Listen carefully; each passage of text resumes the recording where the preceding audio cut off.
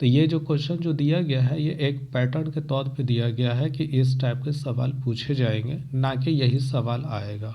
ठीक है, तो सवाल को यहाँ पे आप समझेंगे।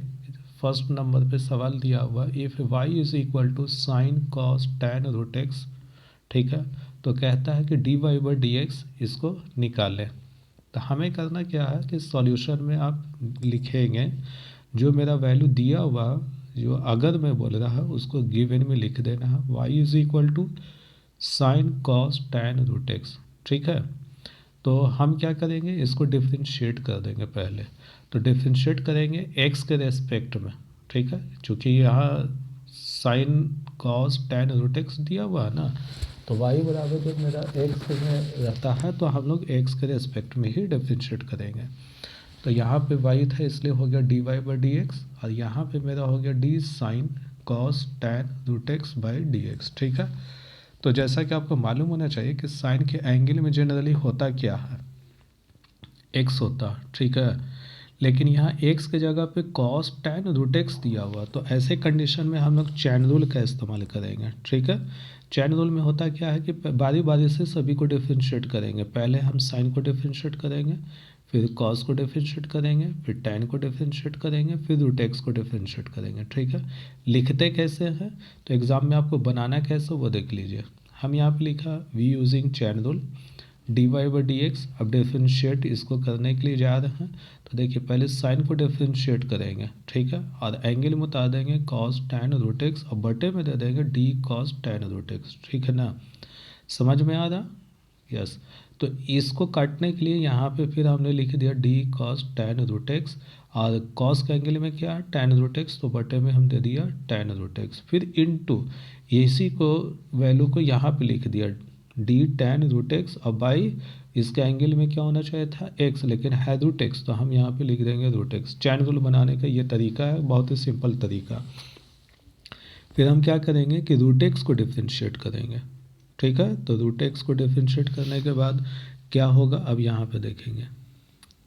तो सबसे पहले d y by d x हो गया, साइन का डिफ्रेंशिएशन क्या होता है कॉस होता है, और ये पूरा एंगल में कॉस का उतर जाएगा। ठीक है, फिर हम देंगे इनटू, फिर कॉस का डिफ्रेंशिएशन होता है माइनस साइन, और ये टैन रूट एक्स है, और टैन रूट एक्स को हमने ऐसे ही एज इट उतार दिया। अब यहाँ पे क्या है इंटू दिया टैन एक्स का डिफरेंशिएशन होता है सेक स्क्वायर एक्स, लेकिन टैन के एंगल में क्या है रूट एक्स है, इसलिए वैल्यू हो जाएगा सेक स्क्वायर रूट एक्स, और फिर रूट एक्स को ये वाला रूट एक्स को डिफरेंशिएट करेंगे तो वैल्यू होगा 1/2 रूट एक्स। ठीक है ना, फिर हम इन सभी को क्या कर देंगे मल्टीप्लाई कर देंगे, तो इन सभी को मल्टीप्लाई करेंगे तो मेरा रिजल्ट आएगा, ये माइनस जो बीच में था उसको पहले कर देना। ठीक है, तो मल्टीप्लाई करने पर होगा cos tan root x into sine tan root x into sec square root x, और बटे में चला जाएगा 2 रूट एक्स। ठीक है, ये मेरा हो गया पहला क्वेश्चन का आंसर। अब आते हैं हम दूसरे क्वेश्चन में। दूसरा क्वेश्चन कह रहा है कि सॉल्व करें integration of under root log x upon d x into d x. ये ई जो है ये मेरा ये एक्सपोनेंट में होता है। ठीक है, log e to the power x मत समझिएगा, ये लॉग ई एक्सपोनेंट जो बेस में होता है ये मेरा एक्स हो गया। ठीक है, तो हम क्या करेंगे कि इस log x की वैल्यू को मान लेंगे t। क्या मान लेंगे t? तो सबसे पहले क्वेश्चन को हमने i में उतार लिया, उसके बाद t is equal to log x मान लिया। ठीक है, तो इसको डिफ्रेंशिएट करते हैं, इंटीग्रेशन में किसी को भी t मानेंगे तो उसको डिफ्रेंशिएट करना पड़ता। तो t को डिफ्रेंशिएट करेंगे x के रेस्पेक्ट में, तो वैल्यू हो जाएगा dt बाई डी एक्स, और log x का डिफ्रेंशिएशन 1/x हमने यहाँ पे डायरेक्ट कर दिया। अब dx को इधर ट्रांसफ़र करेंगे तो मेरा बच जाएगा dt is equal to 1/x dx। Okay, तो यहाँ पे आप देखेंगे कि इसके आगे में मेरा 1 छुपा हुआ होता है, तो 1/x dx के जगह पे हमने वैल्यू रख दिया dt, और रूट अपने जगह पे रहा, और इतना का वैल्यू को देखिए आपने क्या माना था यहाँ पे देखिए। ठीक है, ये t बराबर आपने माना था log x, तो हमने log x यहाँ पे t रख दिया। ठीक है, अब रूट को जब हम हटाएंगे तो वैल्यू हो जाएगा 1/2, और इसको फिर इंटीग्रेट करेंगे तो t पे पावर 1/2 + 1 बटा 1/2+1, जिसको कैलकुलेशन करने पर आ जाएगा टी पे पावर 3/2 अपॉन 3/2, और 3/2 को ऊपर करेंगे तो 2/3, और टी की वैल्यू को पुट कर देंगे, जो आपने यहाँ पे माना है ना, इसकी वैल्यू को यहाँ पे टी की जगह पे रख देंगे, पावर में हो जाएगा 3/2। ठीक है, अब हम, और उसके बाद फिर आ गया आंसर। अब हम चलेंगे नेक्स्ट, तीसरा सवाल क्या था। देखिए ये मेरा थर्ड क्वेश्चन है, ये भी कह रहा है सॉल्व करें integration of e⁻⁻1/x by x square D x. ठीक है, तो जब भी इंटीग्रेशन में सवाल दिया हुआ रहेगा ना, तो आपको क्या करना, सॉल्यूशन में जाएंगे, उसको आई के बराबर में यानी आई मान लेना। तो इतना की वैल्यू को हमने क्या मान लिया, आई, और आई इज इक्वल टू, हम पूरे फंक्शन को लिख दिया इंटीग्रेशन ऑफ e⁻⁻1/x बटा x square into d x. ठीक है, तो ई पे पावर अगर एक्स के अलावा कुछ भी वैल्यू दिया रहेगा तो उसको पहले कोशिश करना टी मानने का। तो देखिए इसकी वैल्यू को जब हम टी मान रहे हैं तो टी बराबर हो गया -1/x, और इस x को ऊपर लेके चले जाएंगे तो x पे पावर -1। ओके, तो अब हम इसको डिफ्रेंशिएट करेंगे तो dt/dx इज इक्वल टू, यहाँ पे फार्मूला होता है x पे पावर n-1 का क्या होता है डिफ्रेंशिएशन, n इंटू एक्स पे पावर n-1। तो ये मेरा माइनस, जैसे ये जो माइनस था ये हमने एज इट उतार दिया, और इस -1 को हमने नीचे में लिख दिया बेस में, इंटू एक्स पे पावर -1। ठीक है, तो माइनस माइनस हो गया +1, और एक्स पे पावर हो गया -2, और इस -2 को नीचे कर देंगे तो 1/x²। ओके, अब यहाँ पे क्या है कि dt को, ये dt की वैल्यू को रोक लिया, ठीक, और इस dx को यहाँ पे फेंक देंगे तो 1/x² dx हो गया। तो जब यहाँ पे इतना आ चुका तो अब देखेंगे कि क्या है कि इंटीग्रेशन ऑफ e⁻−1/x, और -1/x को हमने क्या मान लिया, t, यहाँ पे देख रहे होंगे। ठीक है, हमने t मान लिया तो पावर में t बैठा दिया, और इतना का वैल्यू मेरा आ गया dt, तो हमने dt लिख दिया। तो e⁻t+c is equal to e⁻−1/x+c। ठीक है, तो ये मेरा हो गया आंसर। अब हम चलेंगे तीसरा सवाल में, क्या कंप्लीट हो चुका, चौथे सवाल में देखेंगे। देखिए मैं यहाँ पे दिया हुआ सॉल्व करने के लिए integration of sign ax into cos bx dx। तो लोग यहाँ पे क्या करता है कि u इंटू वी का फार्मूला लगा देता है, तो जी नहीं, u इंटू वी में है लेकिन u इंटू वी का फार्मूला यहाँ पे नहीं लगेगा। तो हर जगह इंटू देखने से u इंटू वी का फार्मूला आप लोग नहीं अप्लाई करोगे। अब यहाँ पे sine ax into cos bx, इसकी पहले तो हम मान लिया आई बराबर हमने उतार दिया। अब अपने से खुद से 1/2 लगाएंगे और अंदर में 2 लगा देंगे, ताकि ये 2 और ये वाला 2 आपस में कट जाए, तो यही मेरा वैल्यू बच जाए, लेकिन हमें काटना नहीं है।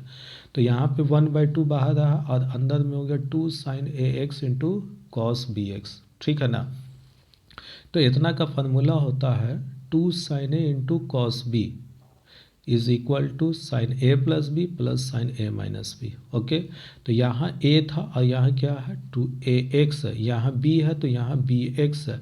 तो हम क्या कर दिया कि a के जगह पे जहाँ जहाँ मेरा a प्लस बी था वहाँ पे हमने लिख दिया ax प्लस bx, और फिर ये प्लस एज इट उतार दिया, और साइन a माइनस बी के जगह पे लिख दिया साइन ax माइनस bx, और यहाँ पे लगा दिया dx। ठीक है, ये जो मेरा 1/2 था ये 1/2 हमने वैसे ही रहने दिया। अब हम चलेंगे i इज इक्वल टू 1/2, और साइन को हम इंटीग्रेट करेंगे क्योंकि ये इंटीग्रेशन है, तो इंटीग्रेशन याद होना चाहिए कि ये दोनों का इंटीग्रेशन अलग अलग होता है। ठीक है, तो हम एक ही साथ काम कर रहे हैं, चूँकि ये 2 नंबर का सवाल है इसलिए ज़्यादा लंबा हम नहीं करना। तो मेरा वैल्यू क्या आ गया, साइन का डिफरेंशियल इंटीग्रेशन होता है माइनस कॉस, साइन का integration minus cos ax plus bx हमने उतार दिया। फिर ax को डिफरेंशिएट करते हैं। ठीक है, यहाँ पे साइन के एंगल में अगर x के अलावा कुछ भी वैल्यू रहता है तो उसको हम लोग कोशिश करते हैं डिफरेंशिएट करने का, उस समय डिफरेंशिएट करेंगे इजी वे में जिसको डिफरेंशिएट करने पर ये मेरा x ख़त्म हो जाए। तो ax का डिफरेंशिएशन a, तो मेरा a उतार गया, फिर प्लस bx का डिफरेंशिएशन b, तो हमने b को उतार दिया। ठीक है, फिर यहाँ पे आ गया प्लस एज इट उतार दिया। साइन का इंटीग्रेशन होता माइनस कॉस, एंगल में जो था हमने लिख दिया, फिर यहाँ भी करेंगे ax का डिफरेंशिएशन a और bx का डिफरेंशिएशन b। डिफरेंशिएट करने पर इंटीग्रेशन में बटे में लिखा था, ठीक है। तो अब मेरा वैल्यू क्या आ गया, i is equal to minus cos, I is equal to minus cos a x plus b बटा ए प्लस बी, यहाँ पे हो गया। अब फिर ये प्लस माइनस माइनस और cos a x minus B, A x minus B और ए माइनस बी भी हमने उतार दिया। इस 1/2 को अंदर में मल्टीप्लाई कर दिया तो मेरा वैल्यू हो गया 2a प्लस बी और 2a minus b plus c. This is our answer, ठीक है। समझ में आ रहा, कहाँ पे कंफ्यूजन हो रहा? अरे भाई ये 1/2 जो है ना, ये 1/2 को अंदर में मल्टीप्लाई कर दिया गया तो ये 2 मेरा बटे में था ना, इसलिए ये दोनों 2 में चला गया। ये a प्लस बी कहाँ से आया है, कॉस का इंटीग्रेशन क्या होता, जब कॉस के एंगल में x रहता तो कॉस का इंटीग्रेशन होता माइनस साइन एक्स, ओके। और x को डिफ्रेंशिएट करने पर वैल्यू 1 होता, तो जो बटे में 1 हमें दिखता नहीं है, लेकिन यहाँ x की जगह पे क्या है ax प्लस बी। तो पहले हम कॉस को इंटीग्रेट करेंगे और ax प्लस bx को डिफ्रेंशिएट करेंगे जो वैल्यू बटे में लिखाया, ठीक है। चलिए तो हम आगे क्वेश्चन लेके चलते हैं।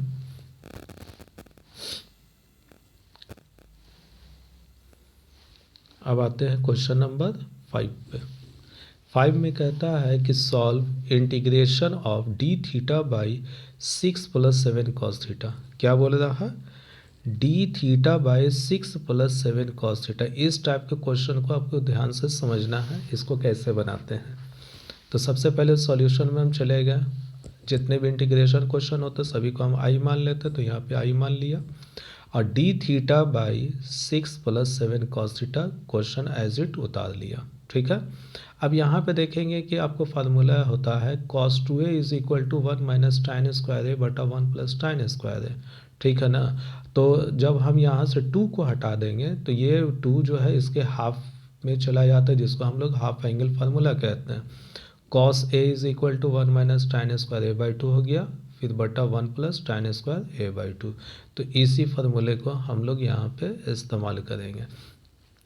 तो यहाँ पे देखेंगे कि क्या है, 6 है तो हमने 6 उतार दिया, प्लस है तो प्लस लिख दिया, 7 यहाँ है तो हमने यहाँ पे 7 लिख दिया और इस cos थीटा के जगह पे वैल्यू बैठा दिया 1 minus tan square theta by 2 बटा 1 प्लस टाइन स्क्वायर थीटा बाई 2। अब हम क्या करेंगे कि ये 1 प्लस टाइन स्क्वायर थीटा बाई 2 को हम एलसीएम ले लेंगे, तो 1 प्लस टाइन स्क्वायर थीटा बाई 2 आ गया। अब 1 प्लस टाइन स्क्वायर थीटा बाई 2 को एलसीएम लेंगे तो ये 6 से मल्टीप्लाई होगा, तो वैल्यू हो गया 6 प्लस 6 टाइन स्क्वायर थीटा बाई 2 प्लस 7 को 1 से मल्टीप्लाई कर दीजिए तो 7 माइनस 7 टाइन स्क्वायर थीटा बाई 2, ठीक है। अब यहाँ पे ये डी थीटा ऊपर में बस ही रह गया। अब हम क्या करेंगे कि ये tan स्क्वायर थीटा बाई 2 को ऊपर ले आकर के लिख देंगे, ठीक है ना। तो ऊपर ले आकर के करेंगे तो मेरा वैल्यू क्या आ जाएगा, i is equal to d theta by 13 minus tan square theta by 2। अब पहले इसका फार्मूला में रख दिया सेक स्क्वायर थीटा बाई 2 और सेक स्क्वायर थीटा को ऊपर लेके चलेगा तो sec square theta by 2 into d theta, और फिर नीचे में आ गया √3 का whole square upon minus tan square theta by 2। अब ये स्क्वायर क्यों लगाया, क्योंकि यहाँ पे हमें फार्मूला सेट करना, तो इस 13 पे अपने से आपको रूट लगाना और ख़ुद से स्क्वायर लगा देना, ताकि ये स्क्वायर से ये वाला रूट कट जाएगा तो मेरा 13 बच जाएगा, ठीक है। अब यहाँ पे अब हम देखेंगे कि फार्मूला इसका होता है, क्या होता है फार्मूला वो देखेंगे कि ये tan स्क्वायर थीटा बाई 2 को अगर हम t मानते हैं तो यहाँ पे देखिएगा सब्स्टिट्यूशन मेथड यूज़ होगा, तो t बराबर tan थीटा बाई 2, तो इसको डिफ्रेंशिएट करेंगे तो dt by d x is equal to sec square theta by 2 और थीटा बाई 2 को करेंगे डिफ्रेंशिएट तो वैल्यू होगा 1/2। डिफ्रेंशिएशन में जब हम एंगल को डिफ्रेंशिएट करते हैं ना तो वो इंटू में लिखाता है, जबकि इंटीग्रेशन में बटे में चला जाता, ओके। तो यहाँ पे मेरा एक फार्मूला होता है integration of a square minus x square is equal to 1/2a log a plus x बटा ए माइनस एक्स। तो i इज इक्वल टू मेरा वैल्यू क्या हो गया, इंटीग्रेशन ऑफ 2 dt बटा अंडर रूट अंडर रूट 13 का whole square minus t square, जिसका formula बनेगा 2 इंटू 1/2√3 लॉग रूट 13 कहाँ से आ रहा है, चूँकि यहाँ पे a प्लस एक्स है तो a की जगह पे मेरा वैल्यू क्या है, रूट 13 का होल स्क्वायर है, इसलिए रूट 13 मेरा a में चला गया। अब प्लस एक्स की जगह पे क्या है मेरा टी स्क्वायर है, ठीक है, यहाँ पे एक्स स्क्वायर था तो यहाँ क्या था टी स्क्वायर, तो मेरा फार्मूला से हो गया टी बटे में रूट 13 माइनस टी अब प्लस सी, ठीक है। तो ये 2 से 2 कैंसिल, तो 1/√13 लॉग, ये पूरा वैल्यू रूट 13 उतर गया, और टी जो आपने माना था वो यहाँ पे देखिए है ना, तो इस टी की जगह पे हमने रख दिया tan θ/2 और बटे में हो गया रूट 13 माइनस tan θ/2 और प्लस सी, ये मेरा हो गया आंसर क्वेश्चन नंबर 5 का। अब हम चलते हैं क्वेश्चन नंबर 6 पे। तो यहाँ पे देखिए क्वेश्चन नंबर 6 क्या कह रहा है कि solve integration of tan x by sec x plus cos x। बहुत सिंपल सा सवाल है, ये सवाल आपको थोड़ा सा चेंज भी कर सकते हैं, यहाँ पे कॉट लगा देगा, यहाँ पे cosec कर देगा, यहाँ पे साइन कर देगा, ठीक है। तो सवाल चेंजेस भी होते हैं, ये पैटर्न सिर्फ दिया हुआ कि इस टाइप से सवाल पूछे जाएंगे। तो यहाँ पे मेरा वैल्यू क्या है, सॉल्यूशन में जाएंगे, इस पूरे वैल्यू को आई मान लेना, सबसे पहले आई मानना, tan x upon sec x plus cos x, देखिए यहाँ पे हमने उतार दिया, into d x. tan x का वैल्यू होता है साइन बाई कॉस, हमने वो लिख दिया, और sec x का वैल्यू होता है 1/cos और प्लस cos x रह गया। अब यहाँ पे क्या करेंगे, sine x by cos x उतार दिया। अब ये cos x एलसम होने के बाद cos x से cos x कैंसिल, तो बचेगा 1 और प्लस cos स्क्वायर x, ठीक है, ये डी एक्स में रह गया। अब यहाँ पे क्या करेंगे, ये cos x के ये cos x काट दिया, तो मेरे पास बचेगा क्या, sin x by 1 plus cos square x, ठीक है। अब यहाँ पे सब्स्टिट्यूशन मेथड फिर से इस्तेमाल होगा, इस cos को अगर हम t मानते हैं तो डिफ्रेंशिएट करने पर sin x dx आ जाएगा, इसलिए हमने क्या किया, लेट t बराबर cos x, तो dt बराबर क्या हो जाएगा, माइनस sin x dx, ठीक है। अब यहाँ पे इसकी वैल्यू को देखिए, now I is equal to sine x d x का वैल्यू मेरा कितना आ रहा है, इस माइनस को इधर फेंक देंगे तो मेरा हो जाएगा माइनस डी टी बराबर साइन एक्स डी एक्स, तो साइन एक्स डी एक्स का पे रख दिया माइनस डी टी और बटे में हो गया 1 प्लस टी स्क्वायर, ठीक है, जिसका डिफ्रेंशिएट करने पर माइनस अब बाहर कर देंगे और 1/1 प्लस टी स्क्वायर का फार्मूला होगा tan इनवर्स टी, ठीक है, और टी की जगह पे हमने वैल्यू को रख दिया cos x और प्लस सी अपने जगह पे उतर गया, प्लस सी लास्ट में हम लोग इंटीग्रेशन में दे देते हैं, ठीक है, मेरा आंसर हो गया। अब हम 7वां में जाएंगे, तो 7 में सवाल क्या दे रहा वो देख लीजिए। 7 में सवाल दे रहा, find the value of -1 limit -1 to 1 sine पे पावर 5x इंटू कॉस पे पावर 4x। अब इस सवाल को कैसे बनाएंगे, तो सबसे पहले इस पूरे वैल्यू को आई में उतार लिया, आई में उतारने के बाद -1 to 1 इंटीग्रेशन ऑफ साइन पे पावर 5x इंटू कॉस पे पावर 5x नहीं, यहाँ पे 4x होगा, ये मिस्टेक हो गया, यहाँ पे आप लोग 4x कर लीजिएगा। अब सपोज करते हैं कि एफ एक्स बराबर साइन पे पावर 5x और कॉस पे पावर 4x, ठीक है। तो यहाँ पे देखेंगे तब हम लोग क्या करते हैं कि जब भी इस टाइप का प्रॉब्लम दिखाई दे तो अपने से -x लेंगे, प्रॉपर्टीज़ में आता है, तो -x हम यहाँ पे रख देंगे, तो जहाँ जहाँ मेरा x है वहाँ पे क्या लगा देंगे, माइनस लगा दिया, ठीक है। अब साइन -x का फार्मूला होता है माइनस साइन एक्स, लेकिन पावर 5 था तो 5 बैठा दिया, और cos -x का वैल्यू होता है cos x, पावर 4 था तो पावर 4 बैठा दिया। तो आपको मालूम होना चाहिए कि जब भी पावर माइनस पे पावर ऑड नंबर दिखाई दे तो उसका वैल्यू हमेशा निगेटिव होता है, और जब इवन दिखाई दे तो उसका वैल्यू पॉजिटिव होता है। तो यहाँ तो ऑलरेडी पॉजिटिव है इसलिए cos पे पावर 4 ही रह गया, और यहाँ माइनस आ गया बाहर और साइन पे पावर 5x रह गया, ठीक है। अब यहाँ पे देखिए फार्मूला होता है -a limit -a to +a f x बराबर 0। ये कब होगा, जब हम फंक्शन में खुद से -x लगाएंगे तो उसका वैल्यू -fx आ जाए। तो यहाँ पे देखिए ये मेरा क्या है, एफ माइनस एक्स है, तो हमने जब सॉल्व किया तो मेरा क्या आ गया माइनस एफ एक्स, यानी एफ एक्स का वैल्यू इतना था, इसमें आगे माइनस आ गया। ठीक है, तो आपको करना क्या है कि यहाँ पे हम फार्मूला फिर इस्तेमाल करेंगे। सो -1 to 1, यहाँ -a to a का फार्मूला था, यहाँ चूंकि क्वेश्चन दिया हुआ था -1 से 1, तो -a की जगह पे -1 और a की जगह पे 1, तो साइन पे पावर 5x और कॉस पे पावर 5x dx का वैल्यू हो जाएगा 0। क्यों? क्योंकि माइनस में जब आता है वैल्यू तो उसका वैल्यू 0 हो जाता। ठीक है, इसका हो गया आंसर। अब आते हैं 8वां पे। यहाँ पे देखेंगे सवाल लिखा हुआ find the value of 0 to pi, limit नीचे वाले को लोअर लिमिट कहते हैं, ऊपर वाले को अपर लिमिट कहते हैं। तो इसको पढ़ने का तरीका है limit, lower limit 0 to 5 to upper limit π/4। ठीक है, तो इतना लंबा ना बोलने के बजाय हम लोग बोलते हैं 0 to π/4। Integration of sine x by cos 3x plus 3 cos x। ठीक है, तो 0 से π/4 रहा, पहले इसकी वैल्यू को आई मान लिया, क्वेश्चन को उतार रहे हैं 0 से π/4 साइन एक्स बटा cos 3x plus 3 cos x dx। ठीक है ना। अब हमें करना क्या है कि cos 3x का फार्मूला होता है 4 cos cube x minus 3 cos x। cos 3x का फार्मूला होता है 4 cos cube x minus 3 cos x।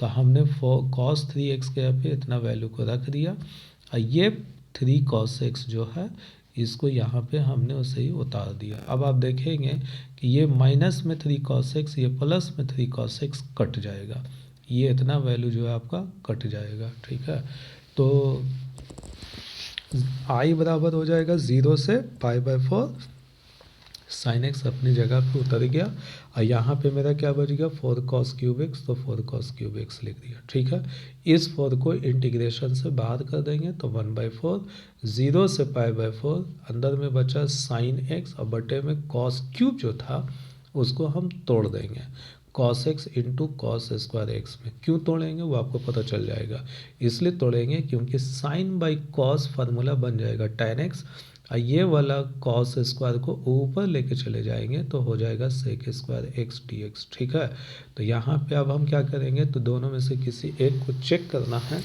कि किसका डिफरेंशिएशन अगला दिखाई दे रहा। तो सेक स्क्वायर एक्स का डिफरेंशिएशन tan x नहीं होता, लेकिन tan x का डिफरेंशिएशन सेक स्क्वायर एक्स होता है। ठीक है, तो जैसी अगर आपको सेट हो तो आप क्या कर दोगे कि t बराबर tan x मान लेना। ओके, इसको डिफरेंशिएट करेंगे तो हो जाएगा dt बराबर सेक स्क्वायर एक्स, और dx जो था बटे में उसको इधर फेंक दिया तो हो गया dx। ठीक है, अब आगे हम इसकी वैल्यू को पुट करने का कोशिश करेंगे। तो यहाँ पे देखिए now i is equal to 1/4, 0 से π/4 t dt। ठीक है, इतना की वैल्यू को क्या माना था t, और इतना का वैल्यू क्या आ गया dt। यहाँ पे देखिए है ना dt, तो इतना की जगह पे हमने रख दिया dt। ठीक है, अब 1/4 अपनी जगह पे, इसको इंटीग्रेट करेंगे तो t का इंटीग्रेशन हो जाएगा t²/2। इंटीग्रेट करने के बाद ये दोनों लिमिट को बैठा देंगे। ठीक है, उसके बाद क्या होता है कि लिमिट जब हम अप्लाई करते हैं तो t के जगह पे पहले तो हम मान रख देंगे tan x, तो 1/8 tan x और 0 से π/4। अब ये 0 से π/4 जो है तो पहले हम अपर लिमिट रखेंगे, उसके बाद माइनस लोअर लिमिट रखेंगे। लिमिट कहने का मतलब x के जगह पे π/4 रखना है, फिर माइनस दे करके x के जगह पे ये वाला 0 रखना। तो i इज इक्वल टू 1/8, 1/8 था उतार दिया, tan x यानी tan π/4 माइनस tan 0। यहाँ पे देखिए 1/8 अपने जगह पे, tan x के जगह पे π/4 रखा माइनस tan 0। ठीक है, तो इसको जब हम लोग सॉल्व करेंगे तो मेरा वैल्यू क्या आ जाएगा i इज इक्वल टू 1/8, और tan π/4 का फार्मूला से होता है 1, और tan 0 का वैल्यू होता है 0। 1 में से 0 घटा देंगे तो वैल्यू हो जाएगा 1/8। ये दिस इज योर आंसर। ठीक है, समझ में आ गया। अब हम चलते हैं क्वेश्चन नंबर 9 पे। क्वेश्चन नंबर 9 हमें कहता है कि find the value of 0 to π/2 d theta by 1 plus cot theta. तो ये मेरा NCERT का सवाल भी है, और ये कॉट की जगह पे कभी टाइन भी दे देता है। ठीक है, तो ये चेंजेस हो सकता है। तो आपको पैटर्न देखें और बनाने का मेथड को देखें कि इस टाइप के क्वेश्चन को कैसे सॉल्व करते हैं। तो हमें करना क्या है कि इस पूरे फंक्शन की वैल्यू को हम आई मान लेंगे। आई इज इक्वल टू 0 से pi by 2 d theta by 1 plus cot theta. ठीक है, तो कॉट थीटा को तोड़ देंगे। क्या होता है आप लोग बताइए, कॉट थीटा का फार्मूला जिसमें साइन और कॉस आता हो, क्या होगा बोलिए? 1 plus sine theta by cos theta. अच्छा, यहाँ पे लगता है कि क्वेश्चन चेंजेस होगा, यहाँ पे आपको टैन करना। कॉट का फार्मूला होता है कॉस बाई साइन होता, यहाँ पे इतना ऐसा हमने लिख दिया। तो चलिए कोई दिक्कत नहीं है, यहाँ पे टैन आप मान के चलिएगा कि यहाँ पे मेरा टैन है। Okay, d theta by 1 plus tan theta. Cot में आपको करना क्या है ना कि इसको पलट दीजिएगा, कॉस बाई साइन हो जाएगा। तो फिलहाल साइन बाई कॉस है, यानी टैन आप इसको मान के चलिए। तो 1 plus sine theta by cos theta is equal to 0 से पाई बाई 2। इस कॉस को एलसम लेंगे तो वैल्यू हो जाएगा cos theta plus sine theta, और कॉस को ऊपर फेंक दिया तो हो गया कॉस थीटा, यानी कॉस थीटा बटा cos theta plus sine theta. ये हो गया 0 से पाई बाई 2, इसको मान लिया इक्वेशन फर्स्ट।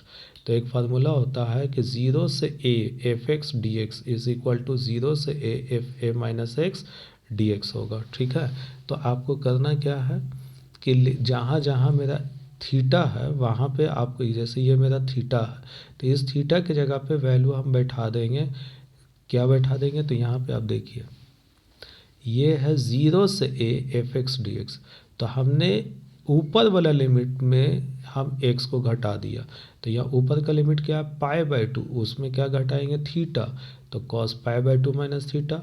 उसी तरह से नीचे भी करेंगे cos pi by 2 minus theta, और उसके बाद यहाँ वाला में भी करेंगे sine pi by 2 minus theta. ठीक है, तो cos pi by 2 minus theta का वैल्यू होता है साइन थीटा, और cos pi by 2 minus theta का वैल्यू वही चीज़ है साइन थीटा, और sine pi by 2 minus theta का वैल्यू कॉस थीटा। ये वाला हो गया आपका इक्वेशन फर्स्ट। यहाँ पे आपका ये इक्वेशन फर्स्ट आपका, सॉरी सेकंड दिखाई दे रहा है। फर्स्ट तो पहले वाला, ये हो गया सेकंड। ठीक है, तो आपको करना क्या है? कुछ नहीं, इक्वेशन फर्स्ट और इक्वेशन सेकंड को हम लोग क्या करेंगे? ऐड कर देंगे। तो आई और आई, ऊपर में जो आई था, ठीक है, आई और आई को जोड़ देंगे तो वैल्यू हो जाएगा 2i। अब इक्वेशन फर्स्ट और सेकंड को जोड़ने जा रहा है, तो ये हो गया इक्वेशन फर्स्ट का वैल्यू और ये हो गया इक्वेशन सेकंड का वैल्यू। ठीक है, तो आई कितना हो गया? 2i। ये इक्वेशन फर्स्ट हो गया 0 से पाई बाई 2, 0 से pi by 2 sine theta by sine theta plus cos theta plus 0 से pi by 2 cos theta plus बटा cos theta plus sine theta. ठीक है, तो यहाँ पे हम क्या करेंगे? एलसीएम ले लेंगे। एलसीएम लेने के बाद पहले क्या करेंगे कि ये 0 से पाई बाई 2 है, यहाँ भी 0 से पाई बाई 2, ये दोनों को बाहर कर दिया। उसके बाद हम इसका एलसीएम ले लेंगे तो sine theta plus cos theta, तो sine theta plus cos theta cancel, तो ऊपर में बचेगा साइन थीटा, फिर प्लस ये वाला sine theta cos theta plus sine theta बोलें या sign theta plus cos theta बोले, बात बराबर है। तो यहाँ पे ये भी आपका क्या हो गया? यहाँ से ये वाला कैंसिल हो गया, तो आपके पास बचा कॉस थीटा। ठीक है, तो अब देखेंगे ऊपर भी sign theta plus cos theta, नीचे भी sign theta plus cos theta आया, तो ये दोनों का मेरा वैल्यू कट जाएगा। कटने के बाद मेरे पास आएगा 1। ठीक है, तो 0 से पाई बाई 2 1 डी थीटा, तो 2i इज इक्वल टू, ये वाला 2i इज इक्वल टू 1 का इंटीग्रेशन हो जाएगा डी थीटा के वजह का थीटा, ये लिमिट एज इट उतार देंगे। ठीक है, अब लिमिट जब हम अप्लाई करते हैं तो पहले अपर लिमिट करते हैं फिर माइनस लोअर लिमिट। तो 2i is equal to pi by 2 minus 0, मतलब पाई बाई 2 को अगर हम 0 से घटा देंगे तो रिजल्ट आ जाएगा पाई बाई 2, यानी वैल्यू हो गया 2i। और 2 को इधर हम फेंक देंगे। ठीक है, तो 2 को इधर फेंक देंगे तो वैल्यू हो जाएगा i is equal to 1/2 into pi by 2, जिसको मल्टीप्लाई करेंगे तो मेरे पास आ जाएगा i is equal to pi by 4 answer. ठीक है, तो ये था मेरा क्वेश्चन नंबर 9। अब हम आते हैं क्वेश्चन नंबर 10 का। तो 10 का क्वेश्चन नंबर देखेंगे, अब समझेंगे। क्वेश्चन नंबर 10 में कहता है solve cos y d x plus under bracket 1 plus 2 e to the power minus x sine y d y is equal to 0। ठीक है, तो ये जो मेरा सवाल जो दिया हुआ है ये मेरा क्वेश्चन है डिफरेंशियल इक्वेशन का। तो डिफरेंशियल इक्वेशन में वेरिएबल सेपरेबल का काम करेंगे, यहाँ पे कैसे होगा उसको देखेंगे। तो पहले हम सॉल्यूशन में गए, इस पूरे वैल्यू को उतार दिया, ठीक है। पूरे वैल्यू को उतारने के बाद हम क्या करेंगे कि dx के साथ में x वाला फंक्शन रखेंगे और dy के साथ में एक y वाला फंक्शन रखेंगे। तो ये मेरा dx है, ठीक है। तो dx को यहाँ पे रहने दिया और ये मेरा फंक्शन जो है x में, इसको हम dx के बटे में लिख दिया, ठीक। फिर देंगे बराबर, ये मेरा क्या है dy, तो dy अपनी जगह पे और साइन y भी इसी के साथ में रहने दिया और ये dx के साथ में मेरा cos y है, cos y को बराबर के इस तरफ लेके आएंगे तो बटे में चला गया, ठीक है। तो अब मेरा क्या हो रहा है कि इंटीग्रेटिंग ऑन बोथ साइड, दोनों तरफ इंटीग्रेट करेंगे और ये इंटीग्रेशन कब होगा, जब मेरा सेपरेशन हो जाएगा, ठीक है। तो सेपरेशन मेरा हो गया कंप्लीट, x के साथ में सारा dx के साथ में सारा x वाला है और dy के साथ में सारा y वाला। तो यहाँ पे देखेंगे इंटीग्रेशन ऑफ, ये जो मेरा माइनस है ये वाला माइनस, इसको हमने बाहर कर दिया, ठीक। ये माइनस मेरा बाहर हो गया। अब ये जो मेरा dx है बटा 1 plus 2 e to the power minus x हमने यहाँ पे उतार दिया और साइन बाई कॉस का वैल्यू होता है tan y dy, ठीक है ना। तो अब क्या होगा मेरा कि इसकी वैल्यू को हमने यहाँ पे किया है माइनस dx बटा 1 प्लस 2। अब ये बटे में e to the power x कहाँ से आ गया, तो ये जब भी किसी पे पावर में माइनस एक्स दिखाई देता है तो उसको हम लोग बटा करते हैं, तो उसका माइनस वाला जो वैल्यू है वो प्लस में बदल जाएगा, ठीक है। और ये tan y dy हमने एज इट उतार दिया, समझ में आ रहा है। अब यहाँ के बाद फिर नीचे में मेरा लाइन गया और नीचे में देखेंगे इंटीग्रेशन ऑफ, ये जो e to the power x है, e to the power x को अगर हम एलसीएम लेंगे तो मेरा वैल्यू हो जाएगा e to the power x plus 2 बटा e to the power x, e to the power x को हमने ऊपर कर दिया तो e to the power x plus 2 dx, ठीक है। अब फिर बराबर में क्या था tan y dy, तो हमने बराबर में tan y dy लिख दिया, ओके। तो अब यहाँ पे देखेंगे कि tan y dy को हम इसको पहले लिख दिया, चूँकि y था तो हमने इसको पहले कर देंगे। और ये जो मेरा वैल्यू दिया हुआ है e to the power x बटा e to the power x plus 2 dx, ठीक है। तो यहाँ पे ये मेरा माइनस में होगा, माइनस मेरा छूट गया, इस माइनस को हमने यहाँ पे लगा दिया, देखिए, है ना। तो अब क्या करेंगे कि ये यहाँ पे u बाई वी फॉर्म में आया हुआ, तो जब भी इंटीग्रेशन में u बाई वी फॉर्म में आए तो आपको ये देखना कि कहीं सब्सटीट्यूशन मेथड तो नहीं ना इस्तेमाल हो रहा है। तो हम क्या करेंगे e to the power x plus 2 में को हम डिफ्रेंशिएट कर देखेंगे कि e to the power x आता है कि नहीं आता। तो हम क्या किया, e to the power x का डिफ्रेंशिएशन होता है e to the power x और 2 का डिफ्रेंशिएशन होता है 0। तो हमने इसकी वैल्यू को मान लिया t, तो t बराबर हो गया e to the power x plus 2, differentiate करेंगे तो वैल्यू होगा dt is equal to e to the power x into dx, ठीक है। अब मेरा चलेगा 9, ये integration of tan y dy बस ये उतार दिया, बराबर दिया और इतना का वैल्यू देखिए कि e to the power x into dx का वैल्यू कितना आ रहा है, dt आ रहा है ना। e to the power x into dx का वैल्यू कितना आ रहा है, ये वाला dt, तो हमने ऊपर में dt रख दिया और नीचे में इस पूरे वैल्यू को माना था t, तो हमने यहाँ पे t रख दिया। तो tan y का इंटीग्रेशन होता है log sec y और यहाँ पे माइनस फिर से छूट गया है, ठीक है। तो माइनस अब ये उतर गया और 1/t का इंटीग्रेशन होता है log t, और जब भी log में केस आए दोनों में तो हम c में भी log लगा देंगे, तो हो गया log c, जो मेरा कांस्टेंट टर्म्स है। तो अब क्या करना है कि ये log t की वैल्यू को उठा के इधर लेके आ गए, तो माइनस से हो गया प्लस, तो log sec y plus log t, अब हमें t की जगह पे जो माना था वैल्यू उसको रख दिया e to the power x plus 2 बराबर हो गया log c, ठीक है। अब यहाँ पे देखेंगे कि मेरा फार्मूला बनेगा log m into log n से बन गया log sec y into e to the power x plus 2 बराबर c, तो log से log कैंसिल हो गया, तो sec y e to the power x plus 2 बराबर c आ गया।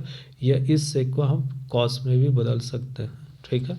तो ये मेरा आंसर आ गया, चाहे तो आंसर ये भी आ सकता है या तो आंसर ये भी आ